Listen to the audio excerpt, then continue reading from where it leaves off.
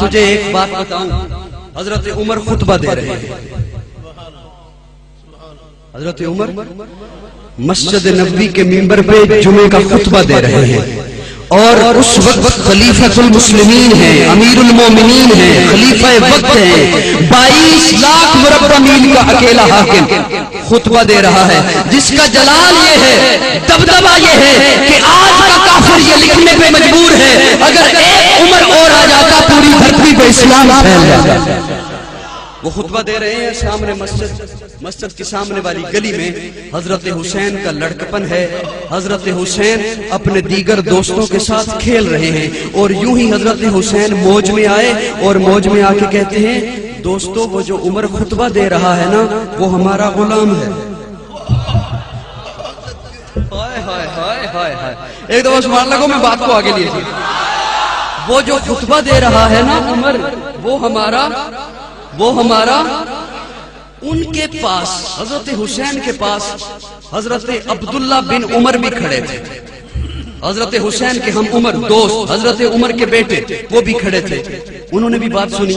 شام کو حضرت عمر گھر آئے تو وہ حضرت عبداللہ حضرت عمر کے بیٹے کہتے ہیں، بابا جی آج آپ کے بارے میں حسین کہہ رہا تھا آپ کے بارے میں کہ عمر ہمارا غلام ہے. حضرت عمر یوں لیٹے ہوئے تھے، اٹھ کے بیٹھ گئے اور کہتے ہیں، کیا کہا؟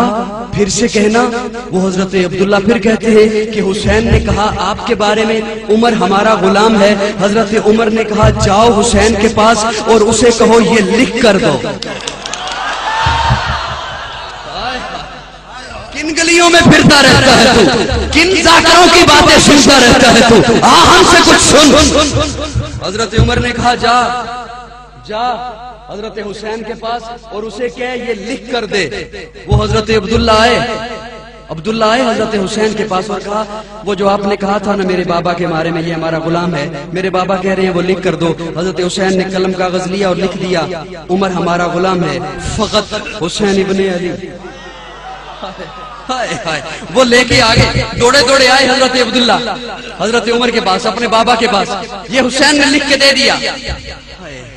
جس کی زبان چپ رہی نا مجھے بڑا دکھ ہوگا.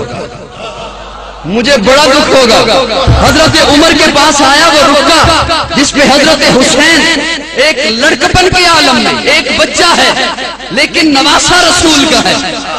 اس نے لکھا خلیفہ وقت کا لکھا، جس کا روح پوری دھرتی پہ آدمی ہے اسے لکھا عمر ہمارا غلام ہے. رکا آ گیا. حضرت عمر نے دیکھا، چوما، آنکھوں کو لگایا اور کہا میرے بیٹے عبداللہ میری وصیت یاد رکھ، جب میں فوت ہو جاؤں میرے سینے